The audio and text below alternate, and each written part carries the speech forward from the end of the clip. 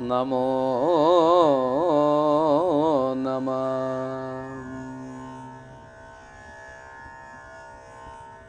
ശിവം ശിവകരം ശാന്തം ശിവാത്മാനം ശിവോത്തമം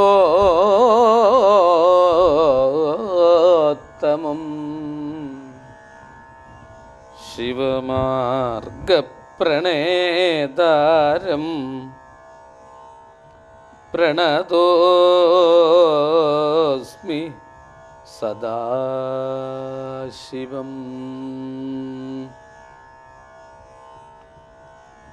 ഏകാദശാഹ്വയതയാ ച വിഭിന്നരൂപം രുദ്രം വിധായ ദയിതാ വനിതാശ്ച ദത്വാ താവന്ത്യദത്തജപദാനി ഭവൽ പ്രണുന്ന പ്രാഹ പ്രജാവിരചനായ ച സാദരം തം. ഹരേ രാമ ഹരേ രാമ രാമ രാമ ഹരേ ഹരേ ഹരേ കൃഷ്ണ കൃഷ്ണ കൃഷ്ണ ഹരേ ഹരേ. ഹരേ രാമ രാമ രാമ രാമ ഹരേ ഹരേ ഹരേ കൃഷ്ണ കൃഷ്ണ കൃഷ്ണ ഹരേ ഹരേ. ഹരേ രാമ രാമ രാമ രാമ ഹരേ ഹരേ ഹരേ കൃഷ്ണ കൃഷ്ണ കൃഷ്ണ ഹരേ ഹരേ.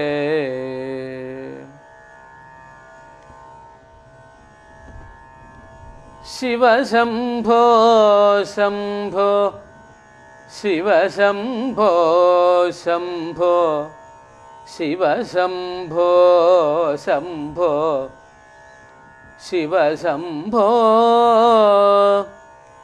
ശിവശംഭോ ശംഭോ ശിവശംഭോ ശംഭോ ശിവശംഭോ ശംഭോ ശിവശംഭോ.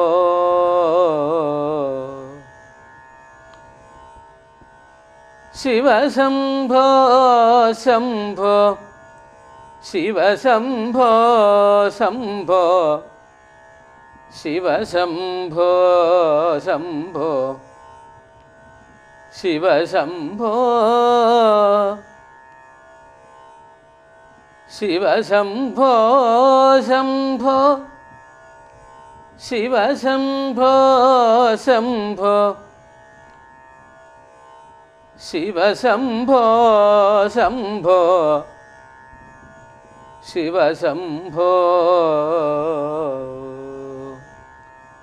ഓം നമഃ ശിവായ ഓം നമഃ ശിവായ ഓം നമഃ ശിവായ ഓം നമഃ ശിവായ ഓം നമഃ ശിവായ ഓം നമഃ ശിവായ ഓം നമഃ ശിവായ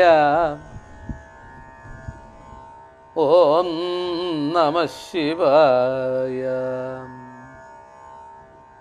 എല്ലാവർക്കും നമസ്കാരം. ശ്രീമദ് ഭാഗവതം 1-ാം സ്കന്ധത്തിലെ 1-ാം അധ്യായം കഴിഞ്ഞ് 2-ാമത്തെ അധ്യായം ആരംഭിക്കുകയാണ്.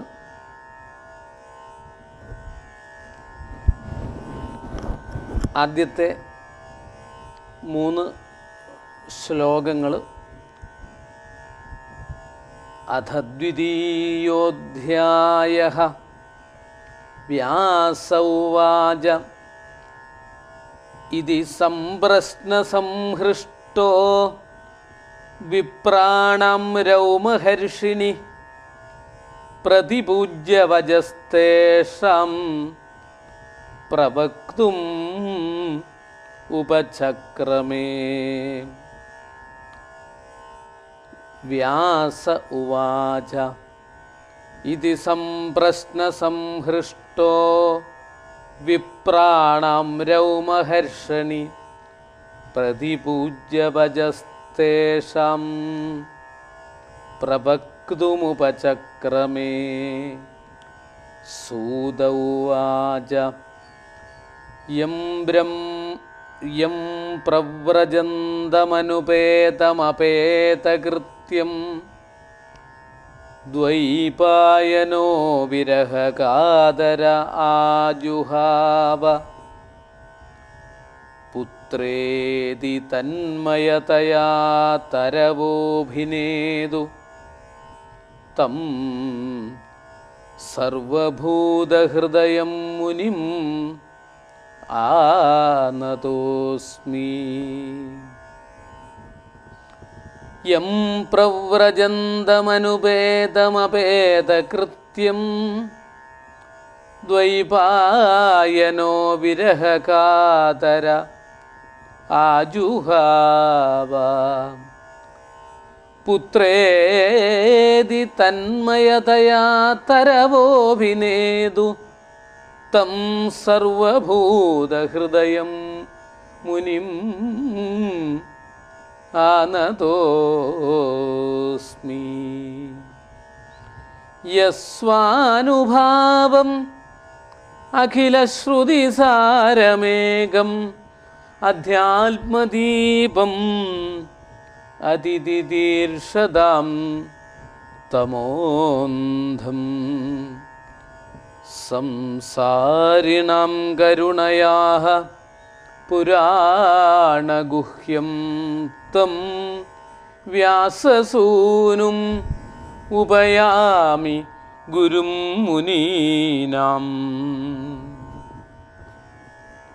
യസ്വാനുഭാവം അഖിലശ്രുതിസാരമേകം അധ്യാത്മദീപം അതിതിദീർഷതാം തമോന്ധം സംസാരിണാം കരുണയാഃ പുരാണഗുഹ്യം തം വ്യാസസൂനുമുപയാമി ഗുരും മുനീനാം.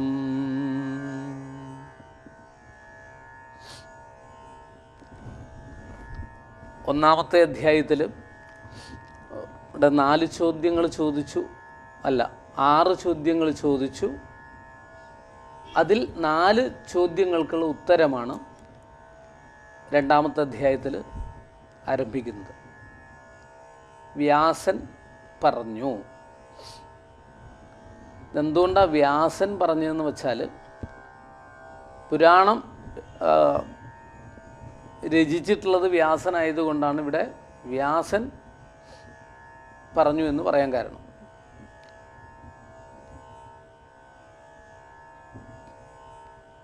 ഇതി സംപ്രശ്ന സംഹൃഷ്ടോ,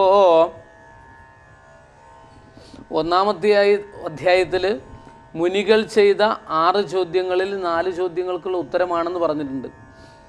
അതുകൊണ്ട് തന്നെ ഈ മുനികൾ ചോദ്യം ചോദിക്കുന്നത്, അതിന് ഉത്തരം പറയുന്നത് സൂതനാണ്. മനസ്സിലാവുന്നുണ്ടോ?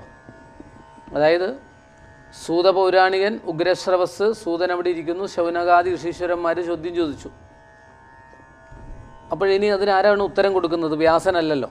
വ്യാസൻ പറയുന്നത് ശൗനകാദി ഋഷീശ്വരന്മാർക്ക് സൂതൻ ഇനി അങ്ങോട്ട് 4 ചോദ്യങ്ങൾക്കുള്ള ഉത്തരം പറഞ്ഞു കൊടുത്തു എന്നാണ് പറയുന്നത്. സൂതൻ എന്ത് ചെയ്തു? എങ്ങനെയാണ് ഉത്തരം പറഞ്ഞു കൊടുക്കുന്നത്? ഈ സൂതൻ്റെ പേര് ഓർമ്മിക്കണം, ചോദ്യം ചോദിക്കുമ്പോൾ പറയാൻ ആയിട്ട് ഓർമ്മയുണ്ടാവണം. ഉഗ്രശ്രവസ് എന്നാണ് ഈ കഥ പറയുന്ന സൂതൻ്റെ പേര്. ഇനി സൂതനെ പറയുള്ളൂ, ഉഗ്രശ്രവസ്സാണ്. അവരുടെ ചോദ്യത്തെ ആദ്യമായിട്ട് അഭിനന്ദിച്ചു, അതിനുശേഷം ഉത്തരം പറയാൻ ആരംഭിച്ചു. പ്രതിപൂജ്യവജസ്തേഷാം പ്രവക്തുമുപചക്രമേ. അഭിനന്ദിക്കുക. ഈ ചോദ്യം ചോദിക്കുന്ന ആളെ അഭിനന്ദിക്കണമെങ്കിൽ ആ ചോദ്യം വളരെ നന്നാവണം. അങ്ങനെ ഒരു സമ്പ്രദായമുണ്ട്. ചോദ്യം വളരെ നന്നായാലേ അതിനെ അഭിനന്ദിക്കാൻ സാധിക്കുള്ളൂ. ഉത്തരം രണ്ടാമത്തെ വിഷയമാണ്. ഇപ്പോൾ നിങ്ങളൊരു ചോദ്യം ചോദിച്ചാൽ അത് നല്ല ചോദ്യമാണെങ്കിൽ ആദ്യം ചോദ്യത്തെ ഒന്ന് അഭിനന്ദിക്കുക, ചോദ്യം ചോദിച്ച ആളെ ഒന്ന് അഭിനന്ദിക്കുക. ഇത് നമ്മുടെ ഭാരത സംസ്കൃതിയാണ്, ആർഷ സംസ്കൃതിയാണ്. കാരണം പ്രശ്നോത്തരി ഇങ്ങനെയൊക്കെയാണല്ലോ നമ്മുടെ പുരാണങ്ങളൊക്കെ പറയുന്നത്. ആദ്യം ചോദ്യവും ഉത്തരവുമാണ് ഇതിൽ മുഴുവനായിട്ടുള്ളത്. അപ്പോൾ ചോദ്യം ചോദിക്കുന്ന ആളെ അഭിനന്ദിക്കുക നല്ലൊരു കാര്യമായിട്ടാണ് ഇവിടെ നമുക്കൊക്കെ എടുക്കാനുള്ളതാണിത്. ഭാഗവതത്തിൽ കഥയ്ക്കുള്ളിൽ കുറേ കഥകളുണ്ട്. ആ നല്ല ചോദ്യമായി ചെറിയ കുട്ടിയെ ചോദിച്ചാലും ആര് ചോദിച്ചാലും ആ ചോദ്യത്തെ ഒന്ന് നമ്മൾ അഭിനന്ദിക്കണം. പക്ഷെ ഒരു കാര്യമുണ്ട്, അസ്ഥാനത്തുള്ള ചോദ്യങ്ങളുണ്ടാവും. അസ്ഥാനത്തെന്ന് പറഞ്ഞു കഴിഞ്ഞാൽ ഇതുമായിട്ട് യാതൊരു ബന്ധമില്ലാതെ, അല്ലെങ്കിൽ നമ്മളിപ്പോൾ ഒരു കഥ പറഞ്ഞുകൊണ്ടിരിക്കുന്നുണ്ടെങ്കിൽ ആ കഥയുമായിട്ട് ബന്ധമില്ലാതെ കണ്ട് കുറേ ചോദ്യങ്ങളൊക്കെ ചോദിച്ചാൽ ഇതിൽ നിന്ന് പിന്തിരിപ്പിക്കാനേ പറ്റുള്ളൂ, അല്ലെങ്കിൽ ഇതിൻ്റെ ശ്രദ്ധയെ വ്യതിചലിപ്പിക്കാനേ പറ്റുള്ളൂ. അതിനൊന്നും പ്രോത്സാഹിപ്പിക്കില്ല. പക്ഷേ നമ്മളൊരു ഒരു കാര്യമായിട്ട് ബന്ധപ്പെട്ടിട്ട് അറിയണമെന്നുള്ള ആഗ്രഹത്തോടു കൂടിയിട്ട് ചോദ്യം ചോദിച്ചാൽ നമ്മളതിനെ അഭിനന്ദിക്കണം, ചോദിച്ച ആളെ അഭിനന്ദിക്കണം. എങ്കിലേ അവർക്ക് ഉത്സാഹം ഉണ്ടാവുള്ളൂ. എന്ന് മാത്രമല്ല, ഒരു പക്ഷേ നിങ്ങൾ ചോദിക്കുന്ന ചോദ്യത്തിൻ്റെ ഉത്തരം പറയാനുള്ള ശേഷി, കഴിവ്, അറിവ് ഇല്ലെങ്കിൽ കൂടി അതിന് നമ്മൾ അഭിനന്ദിക്കണം. എന്തുകൊണ്ടെന്നറിയോ? ആ ചോദ്യം നന്നായാൽ നമ്മൾ അഭിനന്ദിക്കണം. അതിനുള്ള ഉത്തരം നമുക്ക് കണ്ടെത്താൻ ശ്രമിക്കാം എന്നെങ്കിലും പറയാം. ഇവിടെ ഭാഗവതത്തിൽ ആദ്യമായിട്ട് സൂതപൗരാണികൻ ചോദ്യം ചോദിച്ച ഋഷീശ്വരന്മാരെ അഭിനന്ദിച്ചു. നന്നായി നിങ്ങളുടെ ചോദ്യം കേട്ടോ, നന്നായിട്ടുണ്ട്. എന്തുകൊണ്ടെന്നറിയോ? നിങ്ങളിങ്ങനെ ഒരു ചോദ്യം ചോദിച്ചതുകൊണ്ട്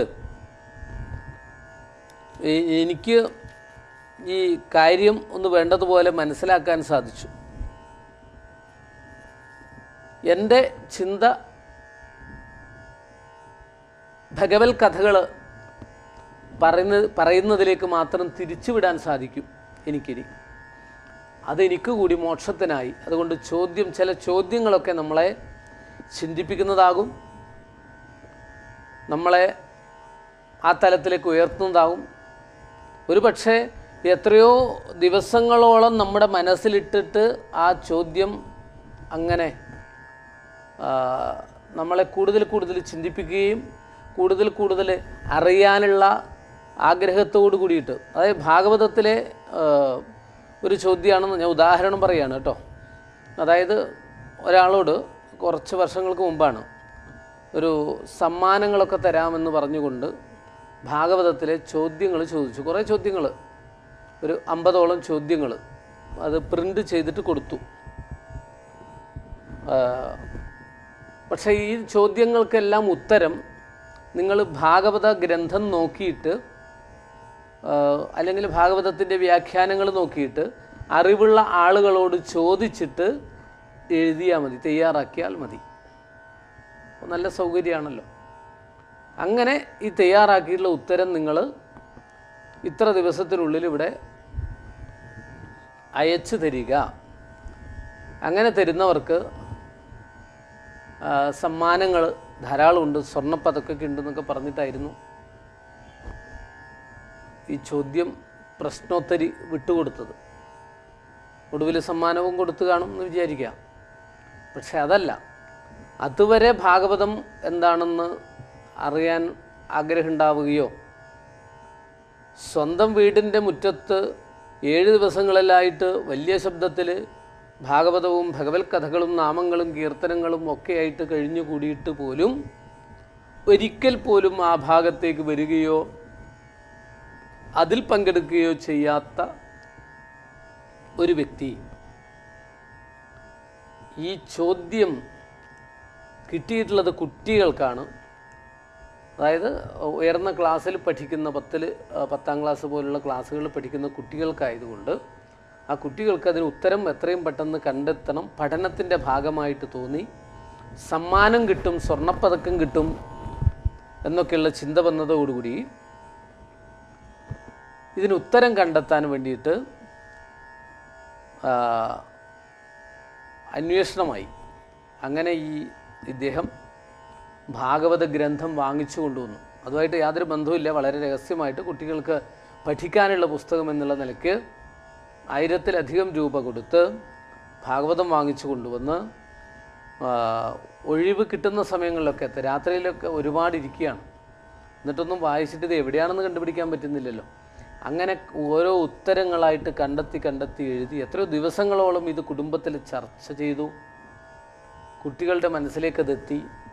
അത് തന്നെയായിരുന്നു അതിൻ്റെ ലക്ഷ്യം, അല്ലാതെ സമ്മാനം കൊടുക്കൽ മാത്രമല്ല.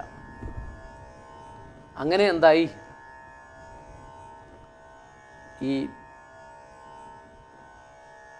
ചോദ്യങ്ങൾക്കൊക്കെ ഉത്തരം കണ്ടെത്തി. അതിലൂടെ ഭാഗവതം ഒരു മുറയല്ല പലതവണ ഈ ആവശ്യത്തിന് വേണ്ടിയിട്ടായാലും മറച്ചു നോക്കാൻ ഇടവന്നു, ശ്രദ്ധിക്കാൻ ഇടവന്നു. അത് ആ ചോദ്യങ്ങളുടെ പ്രത്യേകതകൾ കൊണ്ടാണ്, അല്ലെങ്കിൽ ആ ചോദ്യം ചോദിച്ചത് കൊണ്ടാണ്. അതിനപ്പുറത്ത് ഒരു ലക്ഷ്യവും ഉണ്ടായിരുന്നു.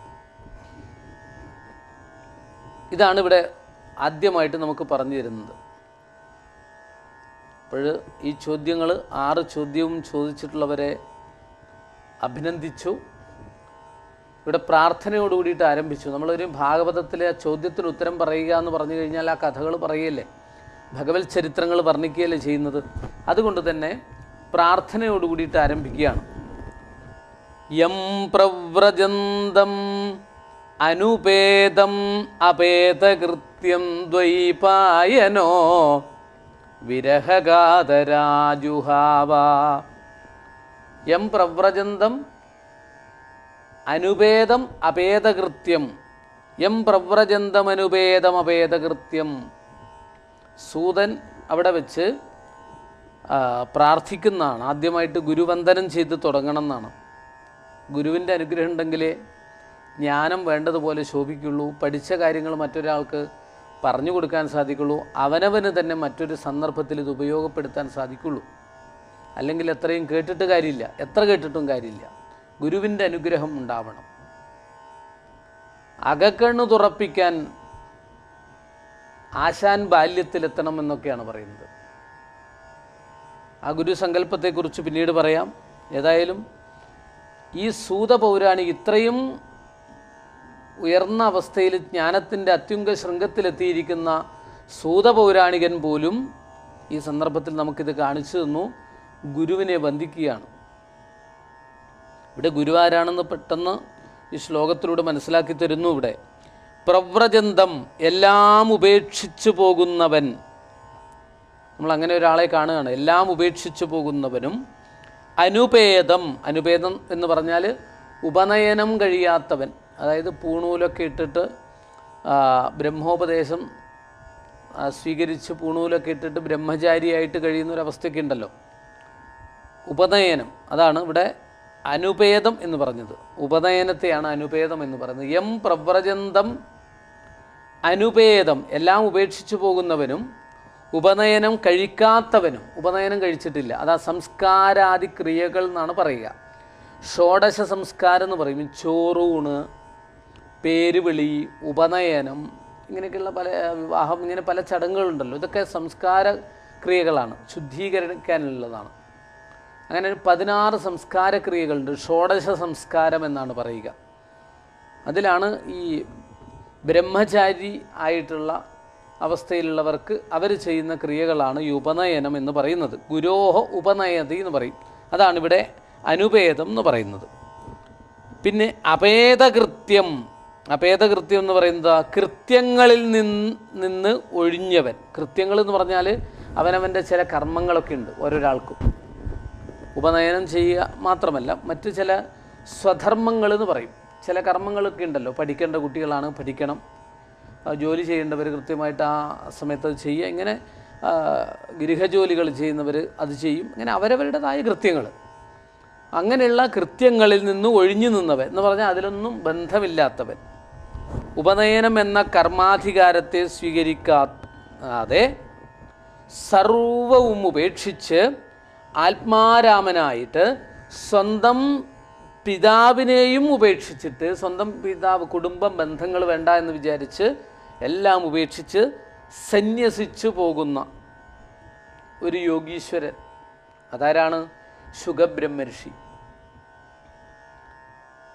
അങ്ങനെ ആ ശുകബ്രഹ്മർഷി ചെറിയ പ്രായത്തിലാണ് കേട്ടോ, ഒരു ചെറിയ കുട്ടിയുടെ ഭാവത്തിലാണുള്ളത്. ഉപനയനം അങ്ങനെയൊന്നും ഇല്ലാത്ത ആ കൊച്ചുകുട്ടി. ഈ കുട്ടി വളർന്നു വലുതായി വിവാഹമൊക്കെ കഴിച്ച് ഗൃഹസ്ഥാശ്രമിയായിട്ട് കഴിഞ്ഞുകൂടി, സന്താന പരമ്പരകളോടുകൂടി കഴിഞ്ഞുകൂടുന്നത് എനിക്ക് കാണണം. എന്നിട്ട് എനിക്ക് പ്രായം കൂടി വരുന്ന സമയത്ത് നമ്മുടെ ഈ ധർമ്മോപദേശങ്ങളൊക്കെ ലോകത്തിന് എത്തിക്കാൻ വേണ്ടിയിട്ട് എൻ്റെ ഗൃഹത്തിൽ അല്ലെങ്കിൽ എൻ്റെ ആശ്രമത്തിൽ, അവരുടെ ആശ്രമം അത് തന്നെയാണല്ലോ, അങ്ങനെ അവിടെ കഴിഞ്ഞുകൂടുന്ന ഒരു ഉണ്ണിയാണ് പ്രതീക്ഷിച്ചിരുന്നത് വേദവ്യാസൻ. അവിടെ ശുകബ്രഹ്മം എന്ന് പറയുന്നതാണ്.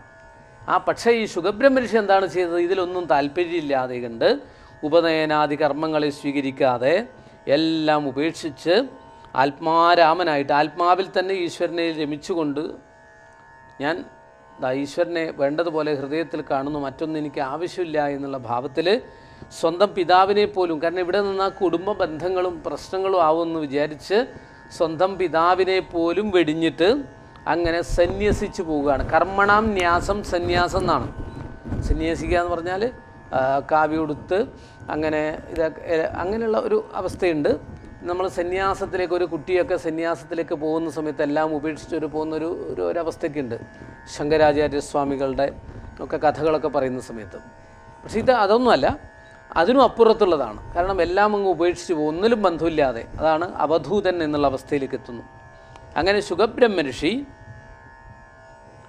അങ്ങനെ പുറപ്പെട്ടു, ആശ്രമം എന്നൊക്കെ വിട്ടു, അച്ഛനെയൊക്കെ വിട്ടു പോകുന്ന സമയത്ത് ഈ മകൻ നഷ്ടപ്പെടുന്ന, മകൻ ഇവിടുന്ന് എല്ലാം തന്നെ ഉപേക്ഷിച്ചു പോകുന്ന ആ ദുഃഖത്തോടു കൂടിയിട്ട് വിരഹം സഹിക്കാൻ കഴിയാതെ കണ്ട്, ആ വിരഹം നിമിത്തമുള്ള ദുഃഖത്തെ സഹിക്കാൻ കഴിയാതെ കണ്ട് വ്യാസൻ ഉച്ചത്തിൽ പുത്രാ പുത്രാ പുത്രാ എന്നിങ്ങനെ വിളിക്കുകയാണ്. പുത്രേതി തന്മയതയാ തരവോഭിനേതുത്തം സർവഭൂതഹൃദയം മുനിമാനതോസ്മി. പുത്രാ പുത്രാ എന്നിങ്ങനെ വിളിച്ചു. പക്ഷേ അങ്ങനെ ആ കാട്ടിലൂടെ പുത്രാ പുത്ര എന്ന് വിളിച്ച് തൻ്റെ മകനെ അന്വേഷിച്ചുകൊണ്ട് അങ്ങനെ പുറത്തേക്ക് ഇറങ്ങിയപ്പോഴാണ് 4 ഭാഗങ്ങളിലും നിൽക്കുന്ന വൃക്ഷങ്ങളും ചെടികളൊക്കെ ഉണ്ടാവുമല്ലേ, കാട്ടിലല്ലേ, 4 ഭാഗങ്ങളിലും വൃക്ഷങ്ങളും ചെടികളൊക്കെ ധാരാളമുണ്ട്. ആ വൃക്ഷങ്ങളും ചെടികളുമൊക്കെ തന്നെ ഒരു ശബ്ദത്തെ ഇങ്ങനെ പുറപ്പെടുവിക്കുകയാണ്. ഞാനിവിടെയുണ്ട് എന്നുള്ള ഭാവത്തിൽ ഒരു ശബ്ദം പുറപ്പെടുവിക്കുന്നു. വൃക്ഷങ്ങളും ചെടികളൊക്കെ തന്നെ ശബ്ദം പുറപ്പെടുവിക്കുന്നു. എന്താണ് അർത്ഥം? ഈ ചെടികളെയല്ല വിളിച്ചിരിക്കുന്നത്, പിന്നെ ആരെയാണ്? സ്വന്തം മകൻ, എല്ലാം ഉപേക്ഷിച്ചു പോകുന്ന സ്വന്തം പുത്രൻ ശുകബ്രഹ്മർഷി എന്ന് ലോകത്തിൽ അറിയപ്പെടുന്ന ആ ശുകനെയാണ് വിളിക്കുന്നത്. പുത്രാ പുത്ര പോകരുതേ, വരൂ പുത്രാ പുത്ര എന്നിങ്ങനെ വിളിക്കുന്ന സമയത്ത് വൃക്ഷങ്ങൾ, വള്ളികൾ, മറ്റുള്ള ചെടികളൊക്കെ തന്നെ ഇങ്ങനെ ആട്ടുകയാണ്. ഞാനിവിടെ ഒരു ശബ്ദം പുറപ്പെടുവിച്ചു, ഞാനിവിടെയുണ്ട് എന്ന് പറഞ്ഞാൽ എന്താ അർത്ഥം? ഇദ്ദേഹം വിളിക്കുന്ന ആ പുത്രൻ പരബ്രഹ്മം തന്നെയാണ്. ഞങ്ങളൊക്കെ മമൈവാംശോ ജീവലോകേ ജീവഭൂത സനാതനാണ്. ഭഗവത്ഗീതയിൽ ഭഗവാൻ പറഞ്ഞതാണ്, എൻ്റെ അംശം തന്നെയാണ് ഈ കാണുന്ന സകല ചരാചരങ്ങളും. അതാണ് ഒന്നിനെയും ദ്രോഹിക്കാൻ, വേദനിപ്പിക്കാൻ പാടില്ല എന്നൊക്കെ പറയാൻ കാരണം. അപ്പോൾ ആ ഒരു ഭാവത്തിൽ വൃക്ഷങ്ങളും വള്ളികളും മറ്റുള്ള ചെടികൾ പോലും ഈ ശുകബ്രഹ്മം എന്നതിലേക്ക് താതാത്മ്യം പ്രാപിച്ചു. അല്ലെങ്കിൽ ശുകബ്രഹ്മം ഈ ചരാചരങ്ങളിൽ മുഴുവൻ താതാത്മ്യം പ്രാപിച്ച് ഉയർന്ന അവസ്ഥയായിരുന്നു.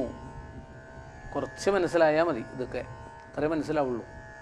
കാരണം അതിലേക്ക് ലയിച്ച് ഞാനിവിടെ ഉണ്ട് എന്ന് പറയുന്നുണ്ടെങ്കിൽ ആ സർവഭൂത ഹൃദയം മുനിം ആനദോസ്മി, സർവഭൂതങ്ങളിലും എങ്ങും സുഖമയമായി, എങ്ങും സുഖമയം.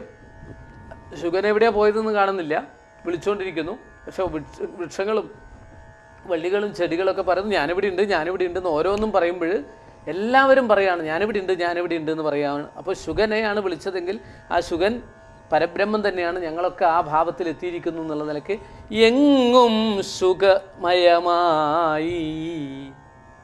അങ്ങനെ സർവഭൂതങ്ങളിലും ഒരേ സമയത്ത് പ്രവേശിക്കാൻ തക്ക മഹിമയുള്ള സർവാത്മാവായ ആ ശുഗബ്രഹ്മർഷിയെ ഞാൻ നമസ്കരിക്കുന്നു.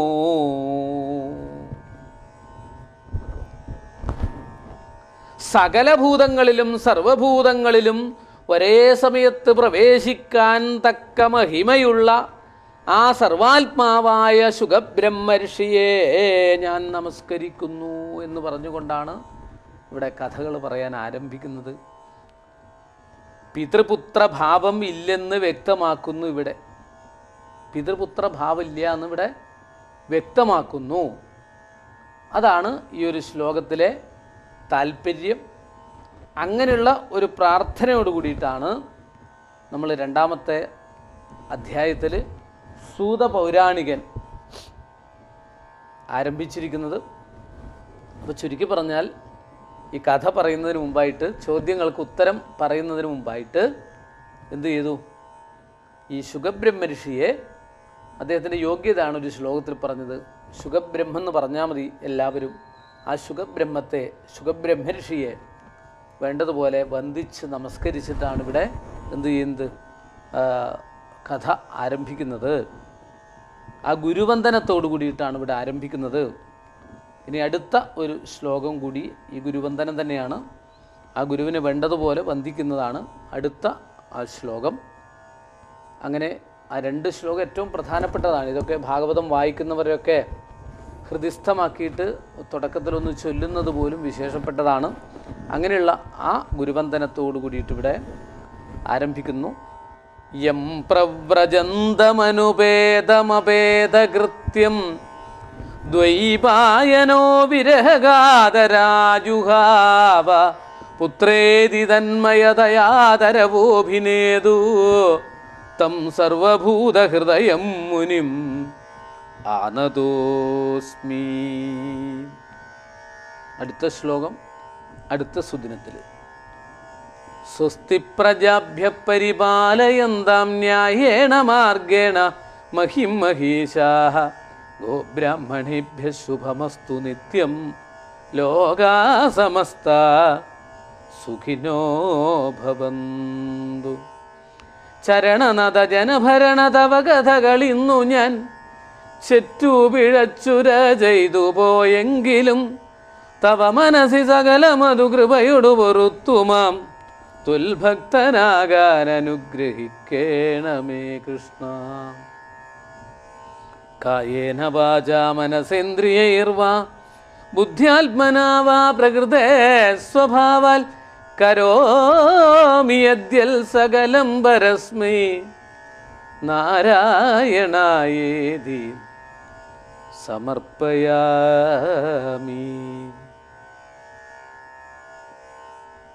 കായേന വാചാ മനസേന്ദ്രിയൈർവാ ബുദ്ധ്യാത്മനാ വാ പ്രകൃതേ സ്വഭാവാൽ കരോമി യദ്യൽ സകലം പരസ്മൈ നാരായണായേതി സമർപ്പയാമി. ഹരേ രാമ രാമ രാമ ഹരേ ഹരേ, ഹരേ കൃഷ്ണ കൃഷ്ണ കൃഷ്ണ ഹരേ ഹരേ, ഹരേ രാമ രാമ രാമ ഹരേ ഹരേ, ഹരേ കൃഷ്ണ കൃഷ്ണ കൃഷ്ണ കൃഷ്ണ ഹരേ ഹരേ, ഹരേ രാമ രാമ രാമ ഹരേ ഹരേ, ഹരേ കൃഷ്ണ കൃഷ്ണ കൃഷ്ണ ഹരേ ഹരേ. നമസ്കാരം.